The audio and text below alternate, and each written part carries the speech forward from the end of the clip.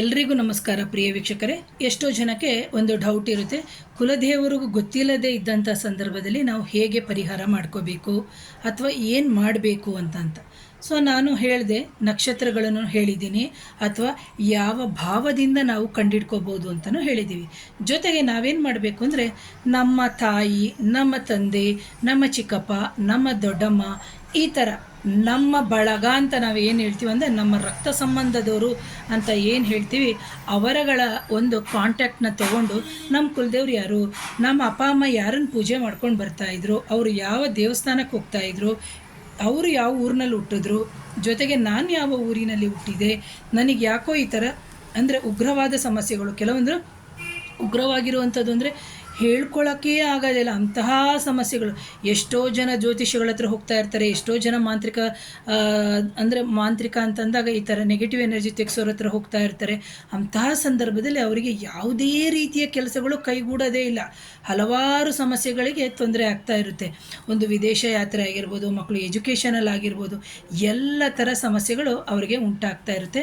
ಅಂತಹ ಸಂದರ್ಭದಲ್ಲಿ ನೀವೇನು ಮಾಡಬೇಕು, ನಿಮ್ಮ ಒಂದು ಹಿರಿಕರನ್ನ ನೀವು ಮೊರೆ ಹೋಗಬೇಕಾಗುತ್ತೆ. ಮೊದಲಿಗೆ ಹಿರಿಕರನ್ನ ಮೊರೆ ಹೋಗಬೇಕು.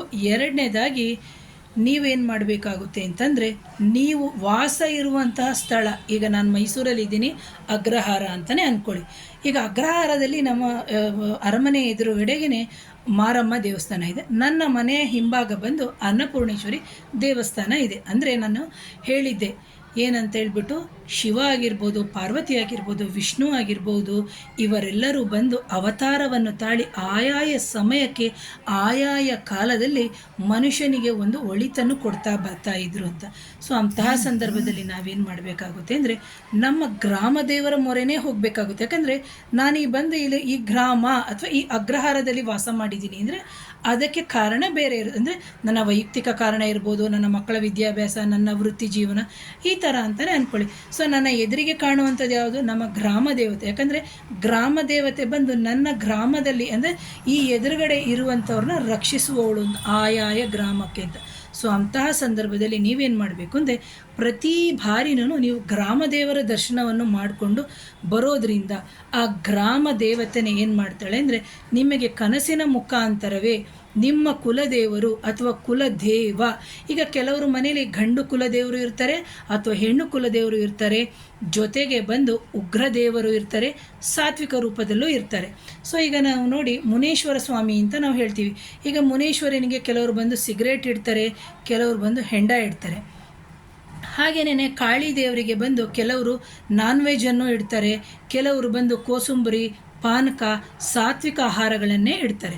ಸೊ ನಾವು ಬಂದು ಶ್ರೀ ದಕ್ಷಿಣ ನಾಗಕಾಳಿಕಾ ಕ್ಷೇತ್ರದಲ್ಲಿ ನಾವು ಬಂದು ಸಾತ್ವಿಕ ಆದಂತಹ ಪರಿಹಾರಗಳನ್ನೇ, ಸಾತ್ವಿಕ ಆದಂತಹ ನೈವೇದ್ಯಗಳನ್ನೇ ಇಡುವಂಥದ್ದು.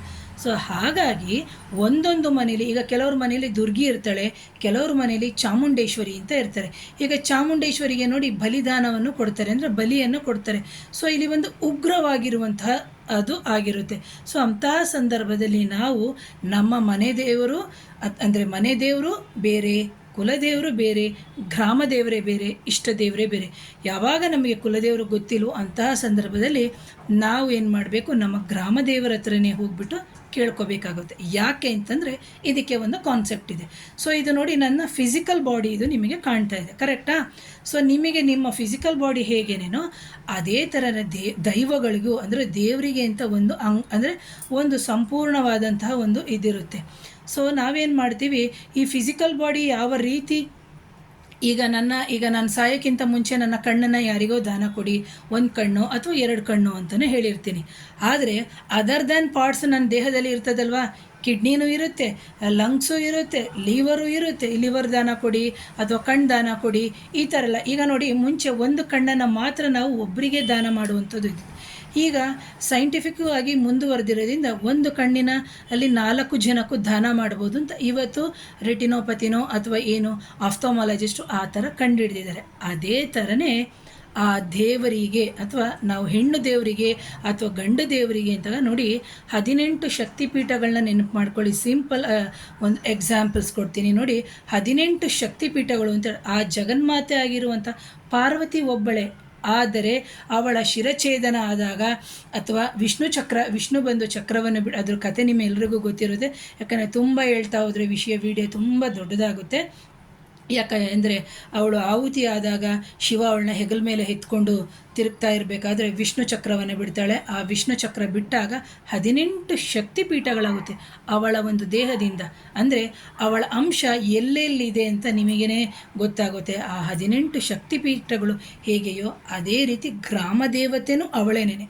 ಅದು ಅವಳ ಯಾವುದೋ ಒಂದು ಅವತಾರದಲ್ಲಿ, ಅದು ಮುಂದಿನ ದಿನದಲ್ಲಿ ತಿಳಿಸ್ತೀನಿ.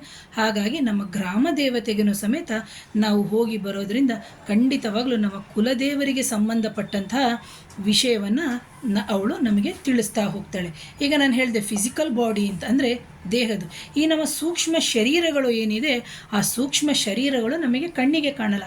ಅದೇ ರೀತಿಯಾಗಿ ಆ ದೈವಿಕಕ್ಕೆ ಸಂಬಂಧಪಟ್ಟಿರುವಂಥ ಸಂಚಾರಗಳಾಗಿರ್ಬೋದು ಅಥವಾ ದೈವಕ್ಕೆ ಸಂಬಂಧಪಟ್ಟಿರುವಂತಹ ಒಂದು ಎನರ್ಜಿ ಹೋಗುವಂಥದ್ದು ನಮಗೆ ಗೊತ್ತಾಗಲ್ಲ.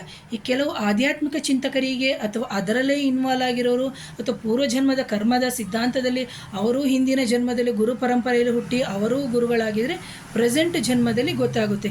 ಇಲ್ಲದಿದ್ದರೆ ಸಾಮಾನ್ಯ ಜೀವನ ಭೌತಿಕ ಜೀವನದಲ್ಲೇ ಇದ್ದರೆ ಅಂಥವರಿಗೆ ಗೊತ್ತಾಗಲ್ಲ. ಅಂತಹ ಸಂದರ್ಭದಲ್ಲಿ ನಾವೇನು ಮಾಡಬೇಕಾಗುತ್ತೆ ಅಂತಂದರೆ ಗ್ರಾಮ ದೇವತೆಗೆ ಹೋಗಿ ನಾವು ನಮ್ಮ ಪರಿಹಾರಗಳನ್ನು ನಾವು ಮಾಡ್ಕೊಳ್ತಾ ಹೋಗ್ಬೋದು. ಆ ಮುಖಾಂತರ ಕನಸಿನಲ್ಲಿ ನಿಮ್ಮ ಗ್ರಾಮ ದೇವರಿಗೆ ಏನಿಷ್ಟ ಅದನ್ನೇ ನೀವು ನೋಡ್ಕೋಬೇಕಾಗುತ್ತೆ. ಸಾತ್ವಿಕವಾಗಿಯೇ ಎಲ್ಲ ಕಡೆನೂ ಏನು ಸೌತೆಕಾಯಿ, ಕೋಸಂಬರಿ, ಮೊಸರನ್ನ, ಎಳ್ನೀರು ಮಾರಮ್ಮನಿಗೆ ನಾವು ಇಡ್ತಾ ಹೋಗ್ತೀವಲ್ಲ, ಅದೇ ಥರ ಅವಳ ಯಾಕಂದರೆ ಕೆಲವೊಂದೊಂದು ಗ್ರಾಮದಲ್ಲಿ ಮಂಗಳವಾರ ಮಾಡ್ತಾರೆ, ಕೆಲವೊಂದೊಂದು ಗ್ರಾಮದಲ್ಲಿ ಶುಕ್ರವಾರ ಮಾಡ್ತಾರೆ. ಅಂತಹ ಸಂದರ್ಭದಲ್ಲಿ ಈ ಥರ ನೀವು ಮಾಡ್ಕೊಂಡು ಬರೋದ್ರಿಂದ ನಿಮ್ಮ ಗ್ರಾಮ ದೇವತೆ ಬಂದು ನಿಮಗೆ ಸಪೋರ್ಟ್ ಮಾಡ್ತಾಳೆ. ಮೀನ್ಸ್ ಈಗ ಅದಕ್ಕೊಂದು ಎಕ್ಸಾಂಪಲ್ ಕೊಡ್ತೀನಿ. ಈಗ ನನಗೆ ಏನೋ ಒಂದು ಕೆಲಸ ಆಗಬೇಕಾಗಿರುತ್ತೆ, ತುಂಬ ದಿನದಿಂದ ಪೆಂಡಿಂಗ್ ಇರುತ್ತೆ. ಸೊ ನಾನೇನು ಮಾಡ್ತೀನಿ, ಯಾರೋ ಒಂದು ಹೈಲಿ ಇನ್ಫ್ಲುಯೆನ್ಸ್ ಪರ್ಸನ್ನ ನಾನು ಹಿಡಿತೀನಿ. ಈಗ ಯಾವುದೋ ಒಂದು ಫೈಲಿಗೆ ಸೈನ್ ಆಗಬೇಕು. ಅಂತಹ ಸಂದರ್ಭದಲ್ಲಿ ಏನಾಗುತ್ತೆ ಅಂತಂದರೆ ನಾನು ಹೋಗಿ ಒಂದು ಫೈಲ್ ಕೊಡ್ತೀನಿ, ಸರ್ ನನ್ನ ಕೆಲಸ ಏನೋ ಆಗಬೇಕು ಮಾಡಿಕೊಡಿ ಅಂತ. ಅವರು ನನಗೆ ಗೊತ್ತಿರೋರು ಅಂತ ಅಂದ್ಕೊಳ್ಳಿ. ಆಗ ಅವ್ರು ಏನು ಮಾಡ್ತಾರೆ, ನೋಡಪ್ಪ ಇದು ಕೃಪಾ ಮೇಡಮ್ ಫೈಲು, ದಯವಿಟ್ಟು ಮೂವ್ ಮಾಡು ಅಂತ ಹೇಳ್ತಾರಲ್ಲ. ಅದೇ ಥರನೇ ಗ್ರಾಮ ದೇವತೆ ಹತ್ರ ಹೋದಾಗ ಅವಳೇನು ಮಾಡ್ತಾಳೆ, ತನ್ನ ಕುಲದೇವರು ಅಂತಂದರೆ ನಮ್ಮ ಕುಲದೇವರು ಅವಳಿಗೆ ಗೊತ್ತಿರುತ್ತೆ, ಅವಳೇ ನಮ್ಮ ಕುಲದೇವರು ಆಗಿದ್ರು ಅವತಾರಗಳು ಬೇರೆ. ದಯವಿಟ್ಟು ಇದನ್ನು ಅರ್ಥ ಮಾಡ್ಕೋಬೇಕು ಪ್ರಿಯ ವೀಕ್ಷಕರು. ಅವಳೇ ಆಗಿದ್ರು ಗ್ರಾಮದೇವತೆ, ಮಾರಮ್ಮ ಆಗಿದ್ರು ಕುಲದೇವತೆ ನಮಗೆ ಪಾರ್ವತಿ ಅಥವಾ ಏನು ಚಾಮುಂಡೇಶ್ವರಿ, ಅನ್ನಪೂರ್ಣೇಶ್ವರಿ, ಭದ್ರಕಾಳಿ, ನಾಗಕಾಳಿ ಯಾರೇ ಆಗಿದ್ರು ಅವತಾರಗಳಲ್ಲಿ ಅವಳು ಬದಲಾವಣೆ ಆಗಿರೋದ್ರಿಂದ ಆಗ ಆ ಗ್ರಾಮ ದೇವತೆ ಏನು ಹೇಳ್ತಾಳೆ ಅಂತಂದರೆ, ದಯಮಾಡಿ ಹೋಗ್ಬಿಟ್ಟು ಏನು ಆ ಕುಲದೇವರ ಸಂಚಾರ ಅಂದರೆ ಇವರೆಲ್ಲರ ಒಂದು ಸಂಚಾರದ ಸಮಯ ಅಂತ ಇರುತ್ತೆ 12ರಿಂದ 3 ಗಂಟೆವರೆಗೆ. ಅಂತಹ ಸಂದರ್ಭದಲ್ಲಿ ಆ ಗ್ರಾಮ ದೇವತೆ ಒಪ್ಪಿಸ್ತಾಳೆ. ನೋಡು, ಈ ಥರ ನಿನ್ನ ಮಗ ಬಂದಿದ್ದ ಅಥವಾ ನಿನ್ನ ಮಗಳು ಬಂದಿದ್ಲು, ಈ ಥರ ಸಮಸ್ಯೆನ ಕೇಳ್ಕೊತಾ ಇದ್ದಾಳೆ, ಏನು ಮಾಡಲಿ ಅಂತ. ಆಗ ಕುಲದೇವ್ರು ಹೇಳ್ತಾರೆ, ನೋಡು ಅವರು ನನ್ನನ್ನೇ ಮರ್ತು ಬಿಟ್ಟಿದ್ದಾರೆ, ಅವರ ಎಷ್ಟೋ ತಲೆಮಾರಿಂದನೂ ನಾನು ಆರಾಧನೆ ಮಾಡ್ತಾ ಬರ್ತಾಯಿದ್ರು, ನಾನು ಎಲ್ಲವನ್ನು ಕೊಟ್ಟಿದ್ದೆ, ಸೊ ಅವರು ನನ್ನನ್ನು ಮರ್ತಿದ್ದಾರೆ, ದಯಮಾಡಿ ಅವರಿಗೆ ಎಚ್ಚರಿಸು ಅಂತ. ಅಂತಹ ಸಂದರ್ಭದಲ್ಲಿ ನಿಮ್ಮ ಗ್ರಾಮದೇವರು ನಿಮ್ಮ ಕನಸಿನ ಮುಖಾಂತರ ನಿಮ್ಮ ಕಾರ್ಯಗಳನ್ನ ನೆನಪಿಸಿ ಮಾಡಿಕೊಡ್ತಾರೆ. ಅದಕ್ಕೆ ನಾನು ಇದೊಂದು ಫೈಲ್ದು ಇದು ಏನು ಒಂದು ಎಕ್ಸಾಂಪಲ್ ಕೊಟ್ಟೆ. ಯಾವಾಗ ಆ ಫೈಲ್ ಮೂವ್ ಆಗುತ್ತೋ ನನ್ನ ಕೆಲಸಗಳು ಆಗುತ್ತೆ. ಅಂದರೆ ಹೈಲಿ ಇನ್ಫ್ಲುಯೆನ್ಸಲ್ಲಿ ಹೋದಿ ಅಂತಲೇ ಅಂದ್ಕೊಳ್ಳಿ. ಅದೇ ರೀತಿ ದೇವತಾ ವಿಚಾರ ಅಂತ ಬಂದಾಗನೂ ಆಗುತ್ತೆ. ಯಾಕಂದರೆ ನಾವು ಮನುಷ್ಯರು, ಸಾಮಾನ್ಯ ಮನುಷ್ಯರು ಎಷ್ಟೋ ಕೆಲಸಗಳನ್ನ ದೇವರುಗಳಿಂದ ಮಾಡಿಸ್ಕೊಂಡಿರ್ತೀವಿ. ಕಷ್ಟ ಅಂದಾಗ ದೇವ್ರ ಹತ್ರ ಹೋಗ್ಬಿಟ್ಟು ತಲೆ ಬಾಗಿ ನನಗೆ ಇಂಥ ಕಷ್ಟ, ಅಂಥ ಕಷ್ಟ, ಇಂಥ ಕಷ್ಟ ಅಂತ ಹೇಳಿ ನಿನಗೆ ಅದು ಕೊಡ್ತೀನಿ ಅಂತ ಹೇಳ್ತಾರೆ. ಆದರೆ ದೇವರು ಎಲ್ಲವನ್ನು ನೋಡ್ತಾ ಇರ್ತಾನೆ. ಆದರೆ ಕೊನೆಗೆ ನಾವು ಏನೂ ಕೊಡೋದೇ ಇಲ್ಲ, ನಮ್ಮ ಸ್ವಾರ್ಥ, ನಮ್ಮ ಮೋಸ, ನಮ್ಮ ಇದರಲ್ಲೇ ಹೋಗ್ತಾರೆ. ಸೊ ಆಗ ಕುಲದೇವರು ಖಂಡಿತವಾಗ್ಲೂ ಉಗ್ರವಾಗ್ತಾಳೆ. ಸೊ ಇದು ಎಷ್ಟೋ ಜನಕ್ಕೆ ಗೊತ್ತಿಲ್ಲ. ಸೊ ಇದೆಲ್ಲವೂ ನಿಜ.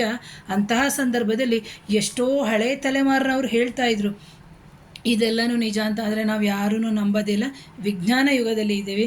ಸೊ ನೋಡಿ, ಎಂಥ ವಿಜ್ಞಾನ ಯುಗದಲ್ಲೂ ಇದ್ರೂ ಅಂಗವಿಕಲ ಮಕ್ಕಳು ಹುಟ್ಟಬೇಕಾದ್ರೆ ಕಿವಿ ಕೇಳೋದಿಲ್ಲ, ತಾಯಿ ಹುಟ್ಟಿದ ತಕ್ಷಣ ತಾಯಿಯ ಎದೆ ಹಾಲು ಕುಡಿಯೋದಿಲ್ಲ, ಮೆಂಟಲಿ ರಿಟೈರ್ಡ್ ಚೈಲ್ಡ್ಸು ಅಥವಾ ಡಿಸೇಬಲ್ಡ್ ಚೈಲ್ಡ್ಸು ಈ ಥರ ಎಲ್ಲ ಇರುತ್ತೆ. ಇದಕ್ಕೆ ಮಾಂತ್ರಿಕ ಬಾಧೆ ಇರುತ್ತೆ, ನೆಗೆಟಿವ್ ಎನರ್ಜೀಸೂ ಇರುತ್ತೆ, ಹೇಗೇನು ಬಂದು ಕುಲದೇವರ ಶಾಪ ಇರುತ್ತೆ ಅಥವಾ ಗುರುಗಳ ಒಂದು ಶಾಪನೂ ಇರುತ್ತೆ. ಇದೆಲ್ಲವನ್ನು ನಾವು ನೋಡ್ಕೋಬೇಕಾಗುತ್ತೆ.